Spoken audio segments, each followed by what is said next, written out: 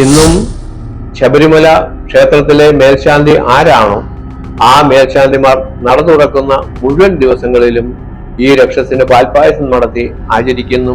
നൂറ്റാണ്ടുകൾക്ക് മുമ്പ് എൻ്റെ കുടുംബത്തിലെ ഒരു മുത്തശ്ശൻ ശബരിമല ക്ഷേത്രത്തിലെ മേൽശാന്തി ആയിരുന്നു. മരിച്ചുപോയ ആ മുത്തശ്ശൻ രക്ഷസായി മാറുകയും ആ രക്ഷസിനെ വേണ്ട രീതിയിൽ ആചരിക്കാത്തത് കാരണം കുടുംബത്തിൽ പലർക്കും മെന്റലായിട്ടുള്ള അസുഖങ്ങൾ ബാധിക്കുകയും ആ രക്ഷസിന്റെ കോപം ശപിച്ചു എന്നുള്ളവരിൽ മാത്രമേ ഇനിയുമുള്ള തലമുറകളിലേക്ക് ഇത്തരത്തിലുള്ള രോഗദുരിതങ്ങൾ ഉണ്ടാകാതിരിക്കുകയുള്ളൂ എന്ന പ്രശ്നവിധിയുടെ അടിസ്ഥാനത്തിൽ ശബരിമല അയ്യപ്പന്റെ ശ്രീകോവിലിനകത്തിൽ പ്രവേശിക്കുന്നതിനോ അയ്യപ്പ വിഗ്രഹത്തിൽ സ്പർശിക്കുന്നതിനോ പോലും എനിക്കൊരു അവസരം ലഭിച്ചില്ല. ശബരിമലയിൽ നിന്നും വളരെ നിരാശനായി ഇറങ്ങിപ്പോരേണ്ടി വന്നു. അയ്യപ്പൻ നിറക്കെടുപ്പിലൂടെ നീ എൻ്റെ അടുത്ത് മേൽശാന്തിയായി മാത്രം വന്നാൽ മതി എന്ന് പറഞ്ഞ് തരുന്നതുപോലെയുള്ള ഒരു അനുഭവമാണ്. എൻ്റെ പേര് എൻ ഗോവിന്ദൻ നമ്പൂതിരി, നീലമലയില്ലം, കണ്ടിയൂർ, മാവേലിക്കര. ശബരിമല ക്ഷേത്രത്തിലെ ആദ്യത്തെ പുറപ്പെടാ മേൽശാന്തിയാണ് ഞാൻ. ശബരിമല ക്ഷേത്രത്തിൽ ആദ്യത്തെ പുറപ്പെടാ മേൽശാന്തിയായി നിയോഗിതനാകുന്നതിന് പിന്നിൽ വലിയൊരു സംഭവകഥയുണ്ട്. 1995 ശബരിമല മേൽശാന്തിയായിരുന്ന വിഷ്ണു നമ്പൂതിരി ഒരു പള്ളിയിൽ പോയതുമായി ഉണ്ടായ വിവാദത്തെ തുടർന്നാണ് അവിടെ പുറപ്പെടാ മേൽശാന്തി എന്ന സംവിധാനം ഉണ്ടാകുന്നത്. 95 മേൽശാന്തി വിഷ്ണു നമ്പൂതിരി ശബരിമലയിലെ മാസപൂജ കഴിഞ്ഞ് വരുന്ന വഴി പള്ളിയിൽ പോവുകയും അത് വലിയ വിവാദമാവുകയും ചെയ്യുകയും അദ്ദേഹത്തെ സർവീസിൽ നിന്നും സസ്പെൻഡ് ചെയ്യുകയുമാണ് ഉണ്ടായത്. അതിനുശേഷം ശബരിമലയിൽ നടന്ന ദേവപ്രശ്നത്തിൽ ശബരിമല ക്ഷേത്രത്തിലെ മേൽശാന്തി പുറപ്പെടാ മേൽശാന്തിയായി തുടരേണ്ടതാണ് എന്ന് ദൈവജ്ഞന്മാർ നിർദ്ദേശിക്കുകയും ആ നിർദ്ദേശത്തിന്റെ അടിസ്ഥാനത്തിലാണ് ശബരിമല സന്നിധാനത്തിൽ പുറപ്പെടാ മേൽശാന്തി എന്ന സംവിധാനം ഉണ്ടാകുന്നത്. എന്നെ സംബന്ധിച്ചിടത്തോളം ജീവിതത്തിലെ ഒരു മഹാഭാഗ്യം എന്നതിനേക്കാൾ ഉപരിയായി അയ്യപ്പന്റെ അനുഗ്രഹം നേരിട്ട് അനുഭവിക്കാൻ അവസരം കിട്ടിയ ഒരു അവസരമായി കൂടിയാണ് ഞാൻ ഇതിനെ കാണുന്നത്. അയ്യപ്പന്റെ അനുഗ്രഹം നമുക്ക് ലഭിച്ചു എന്ന് പറയുമ്പോൾ സ്വാഭാവികമായും നെറുക്കെടുപ്പിലൂടെ ഒരാൾ മേൽശാന്തിയായി എന്ന് പറയുമ്പോൾ അത് സ്വാഭാവികം മാത്രമാണ്. പക്ഷെ എന്നെ സംബന്ധിച്ചിടത്തോളം 95 ഞാൻ അവിടെ കീഴ്ശാന്തിയായി അപേക്ഷിക്കുകയും എനിക്ക് കീഴ്ശാന്തിയായി തിരുവിതാംകൂർ ദേവസ്വം ബോർഡ് അങ്ങോട്ട് സ്ഥലം മാറ്റം തരികയും ചെയ്തതാണ്. അതിനു മുമ്പായി 91-ലും 92-ലും 94-ലും ഞാൻ ശബരിമല ദേവസ്വത്തിലെ മേൽശാന്തി ജോലിക്കായി അപേക്ഷിക്കുകയും എനിക്ക് സെലക്ഷൻ ലഭിക്കുകയും കുറി വീഴാതിരിക്കുകയും ചെയ്തിരുന്നതാണ്. എന്നാൽ അയ്യപ്പനെ സേവിക്കുവാൻ മേൽശാന്തിയാകണം എന്നില്ല. കീഴ്ശാന്തി ആയാലും ശബരിമല ക്ഷേത്രത്തിൽ ആ സന്നിധാനത്തിൽ ആ ശ്രീകോവിലത്തിൽ കയറുവാനും അയ്യപ്പ വിഗ്രഹം തൊടുവാനുമെങ്കിലുമുള്ള ഒരു അവസരം നമുക്ക് കിട്ടുമല്ലോ, അയ്യപ്പനെ പൂജിക്കാൻ കഴിഞ്ഞില്ലെങ്കിലും എന്നും വിചാരിച്ചാണ് ഞാൻ കീഴ്ശാന്തി ജോലിക്കായി അപേക്ഷ കൊടുക്കുന്നത്. അങ്ങനെ എന്റെ അപേക്ഷ പരിഗണിച്ച് തിരുവിതാംകൂർ ദേവസ്വം ബോർഡ് എന്നെ ശബരിമല ദേവസ്വം കീഴ്ശാന്തിയായി സ്ഥലം മാറ്റി.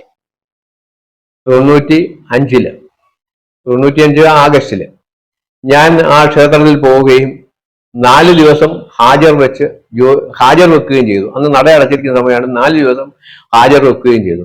എന്നാൽ അന്ന് അവിടെ കീഴ്ശാന്തിയായിരുന്ന ഹരികൃഷ്ണൻ പോറ്റി എന്ന് പറയുന്ന അവിടുത്തെ കീഴ്ശാന്തി ഹൈക്കോടതിയിൽ പോവുകയും അദ്ദേഹത്തിന് കാലാവധി പൂർത്തീകരിക്കുന്നതിന് മുമ്പായിട്ടാണ് അദ്ദേഹത്തിന് സ്ഥലം മാറ്റിയതെന്നും അതുകൊണ്ട് അദ്ദേഹത്തിന് നിലനിർത്തണമെന്നുള്ള ആവശ്യം ഹൈക്കോടതി പരിഗണിച്ചു കൊണ്ടിട്ട് അദ്ദേഹം തുടരുവാൻ ഹൈക്കോടതിയിൽ നിന്നും ഉത്തരവുമായി വന്നതിന്റെ അടിസ്ഥാനത്തിൽ ശബരിമലയിലെ ശ്രീകോവിലിനകത്തിൽ കയറുവാൻ സാധിക്കാതെ ഞാൻ നിരാശനായി മടങ്ങി വരികയാണ് ഉണ്ടായത്.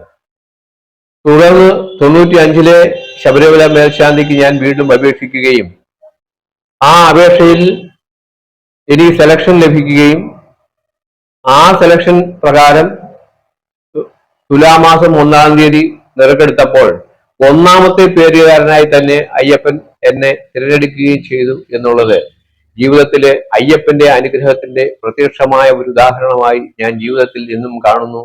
ആ സംഭവത്തെ അയ്യപ്പനോടുള്ള എൻ്റെ അകമഴിഞ്ഞ വിശ്വാസത്തിന് ഒന്നുകൂടി ഊട്ടിയുറപ്പിക്കുന്ന ഒരു സംഭവമായിട്ടാണ് ഞാൻ അത് കാണുന്നത്. സ്വാഭാവികമായും ഇതിനു മുമ്പ് 3 പ്രാവശ്യം ഞാൻ അപേക്ഷിക്കുകയും അപ്പോഴൊന്നും കുറി വീഴാതെ കൊണ്ടിട്ടിരിക്കുകയും ഈശാന്തിയായി പോയതിനു ശേഷം അയ്യപ്പൻ തന്നെ എന്നെ നീ വരണ്ട, നീ മേശാന്തിയായി എൻ്റെ അടുത്ത് വന്നാൽ മതി എന്ന് പറയുന്നത് പോലൊക്കെ തോന്നുന്ന ഒരു അനുഭവമായിട്ടാണ് എനിക്ക് ഉണ്ടായിട്ടുള്ളത്. ഇതുപോലെയുള്ള ഒട്ടനവധി അയ്യപ്പന്റെ അനുഗ്രഹത്തിന്റെ കഥകൾ അയ്യപ്പ ദർശനം നടത്തുന്ന ലക്ഷക്കണക്കിന് ഭക്തജനങ്ങളിൽ ഓരോരുത്തർക്കും പറയാനുണ്ടാകും എന്നുള്ളതാണ് ഈ ശബരിമല ദർശനത്തിന്റെ പ്രത്യേകതയും അതിന്റെ പുണ്യവും. ശബരിമല കീശാന്തിയായി ജോലിയിൽ പ്രവേശിക്കുവാൻ എനിക്ക് അവസരം കിട്ടിയെങ്കിലും അത് രേഖകളിൽ മാത്രമാണ് ഞാൻ ശബരിമലയിൽ കീശാന്തി ആകുവാൻ എനിക്ക് അവസരം കിട്ടിയത്. ശബരിമല അയ്യപ്പന്റെ ശ്രീകോവിലിനകത്തിൽ പ്രവേശിക്കുന്നതിനോ അയ്യപ്പ വിഗ്രഹത്തിൽ സ്പർശിക്കുന്നതിനോ പോലും എനിക്കൊരു അവസരം ലഭിച്ചില്ല. ഞാൻ ശബരിമലയിൽ നിന്നും വളരെ നിരാശനായി ഇറങ്ങി പോരേണ്ടി വന്നു. അതിനുശേഷം അയ്യപ്പൻ നിറക്കെടുപ്പിലൂടെ നീ എൻ്റെ അടുത്ത് മേൽശാന്തിയായി മാത്രം വന്നാൽ മതി എന്ന് പറഞ്ഞ് തരുന്നതുപോലെയുള്ള ഒരു അനുഭവമാണ് എനിക്ക് തോന്നിയത്. അതുപോലെ തന്നെ എൻ്റെ ജീവിതത്തിലെ മറ്റൊരു സുപ്രധാനമായ ശബരിമലയുമായി ബന്ധപ്പെട്ട അനുഭവമാണ് ശബരിമല ക്ഷേത്രത്തിൽ രാവിലെ ഉഷപ്പൂജ കഴിഞ്ഞാൽ നിത്യവും രക്ഷസിന് പാൽപ്പായസ നിവേദ്യം നടത്തി ആചരിക്കുവാൻ തുടക്കം കുറിക്കുവാൻ കഴിഞ്ഞു. അത് ഇന്നും നട തുറക്കുന്ന എല്ലാ ദിവസങ്ങളിലും ഈ ആചാരം തുടർന്നു വരികയും ചെയ്യുന്നു എന്നുള്ളത്. അത് എൻ്റെ കുടുംബവുമായി ബന്ധപ്പെട്ട ഒരു ചരിത്രത്തിന്റെ ഭാഗം തന്നെയാണ് എന്ന് പറയേണ്ടിയിരിക്കുന്നു.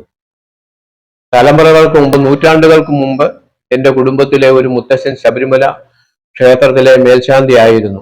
അന്ന് ഇതുപോലെ ഭക്തജന തിരക്കുകളോ മറ്റ് യാത്രാ സൗകര്യങ്ങളോ ഒന്നും ഇല്ലാതിരുന്ന ഒരു കാലഘട്ടമായിരുന്നതിനാൽ അദ്ദേഹം ശബരിമല സന്നിധാനത്തിലെ മാസപൂജ കഴിഞ്ഞ് തിരിച്ച് നടന്നു വരുന്ന വഴി ലാഹയിൽ വെച്ച് കാട്ടാന കുത്തി മരിക്കുകയാണ് ഉണ്ടായത്. അങ്ങനെ മരിച്ചുപോയ ആ മുത്തശ്ശൻ രക്ഷസായി മാറുകയും ആ രക്ഷസിനെ വേണ്ട രീതിയിൽ ആചരിക്കാത്തത് കാരണം കുടുംബത്തിൽ പലർക്കും മെന്റലായിട്ടുള്ള അസുഖങ്ങൾ ബാധിക്കുകയും തുടർന്ന് കുടുംബത്തിലെ കാരണവന്മാർ കൂടി അഷ്ടമംഗല്യ പ്രശ്നം വെക്കുകയും ഇങ്ങനെ ആനകുത്തി മരിച്ചുപോയ ആ മുത്തശ്ശനെ പാൽപ്പായസ നിവേദ്യം നടത്തി നിത്യവും കുടുംബത്തിലെ തേവാരത്തിനോടൊപ്പം തന്നെ ആചരിക്കുകയും ചെയ്തു എങ്കിൽ മാത്രമേ ഈ രക്ഷസിന്റെ കോപം ശമിക്കുകയുള്ളൂ എന്നും ആ രക്ഷസിന്റെ കോപം ശമിച്ചു എന്നുള്ള പേരിൽ മാത്രമേ ഇനിയുമുള്ള തലമുറകളിലേക്ക് ഇത്തരത്തിലുള്ള രോഗദുരിതങ്ങൾ ഉണ്ടാകാതിരിക്കുകയുള്ളൂ എന്ന പ്രശ്നവിധിയുടെ അടിസ്ഥാനത്തിൽ നൂറ്റാണ്ടുകളായി തന്നെ കുടുംബത്തിൽ തേവാരത്തോടൊപ്പം തന്നെ രക്ഷസിനും പാൽപ്പായസനിവേദ്യം നടത്തി ആചരിക്കുന്നുണ്ട്. ആ ഒരു രക്ഷസിന്റെ അനുഗ്രഹം കൂടിയാണ് ശബരിമല സന്നിധാനത്തിൽ അയ്യപ്പനെ പൂജിക്കുവാനുള്ള ഒരു അവസരം എനിക്ക് ലഭിക്കുന്നതിന് കാരണമായത് എന്ന് ഞാൻ വിശ്വസിക്കുന്നു.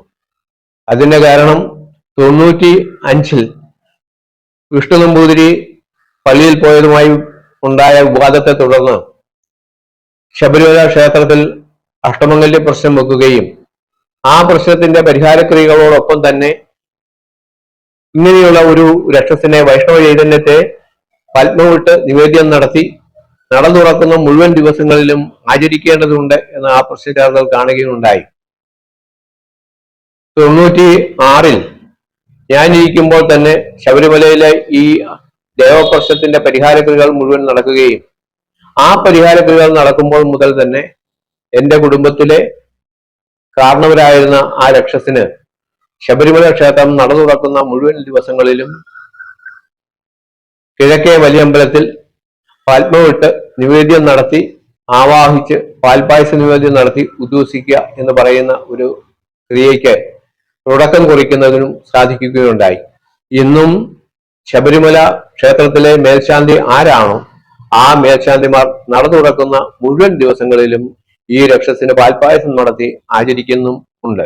അതിന്റെ ഫലമായി സുഹൃതം എന്ന് പറയട്ടെ, 25 വർഷങ്ങൾക്ക് ശേഷം 2021-ൽ എൻ്റെ ഏറ്റവും വലിയ അനിയൻ പരമേശ്വരൻ നമ്പൂതിരി ശബരിമല ക്ഷേത്രത്തിലെ മേൽശാന്തിയായി വീണ്ടും നറുക്കെടുപ്പിലൂടെ തിരഞ്ഞെടുക്കുകയും 1 വർഷക്കാലം മേൽശാന്തിയായുള്ള സേവനമനുഷ്ഠിക്കുന്നതിനുള്ള ഒരു മഹാഭാഗ്യം കൂടെ എൻ്റെ കുടുംബത്തിൽ വന്നു ചേരുകയും ചെയ്തു എന്നാണ് എനിക്ക് പറയുവാനുള്ളത്.